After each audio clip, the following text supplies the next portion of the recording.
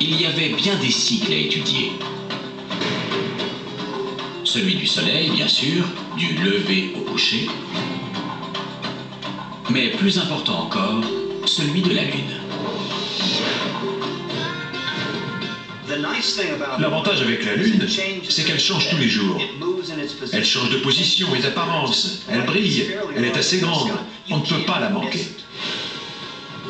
Le fait qu'elle change de forme nuit après nuit est évident. Parfois, ce n'est qu'un trait fin comme une lame de rasoir. Parfois, c'est un disque plein et lumineux. Nous savons tous que la Lune change, mais pourquoi ? Pourquoi la Lune passe-t-elle par des phases différentes tous les mois?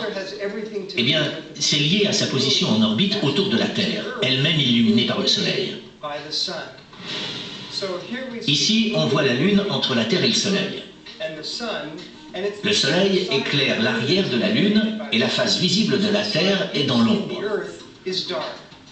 On appelle cette phase la nouvelle Lune. La Lune continue son cercle autour de la Terre et commence à recevoir un éclairage latéral. Ce mince arc lumineux correspond au premier croissant. La Lune continue sa course et on peut commencer à voir une moitié de son hémisphère éclairé. C'est le premier quartier. La Lune avance encore sur son orbite et on peut enfin voir tout son hémisphère entièrement éclairé. C'est ce qu'on appelle bien évidemment la pleine Lune. Aujourd'hui, les calendriers nous indiquent les changements de mois. Et le mot « mois » est un dérivé du grec « masa » qui veut dire lune. La Lune accomplit son cycle complet sur environ 27 jours. En regardant bien, c'est proche de 28, à savoir 7 multiplié par 4.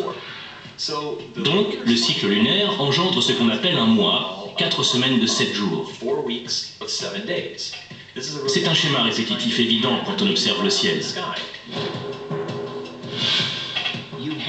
Vous savez quelque chose qui vous permet de compter les jours l'un après l'autre et de les réunir par groupe. C'est la base essentielle de la mesure du temps. Une fois ces groupes de temps établis, nos ancêtres commencent à remarquer des schémas, des événements majeurs qui se reproduisent à certaines périodes du cycle lunaire.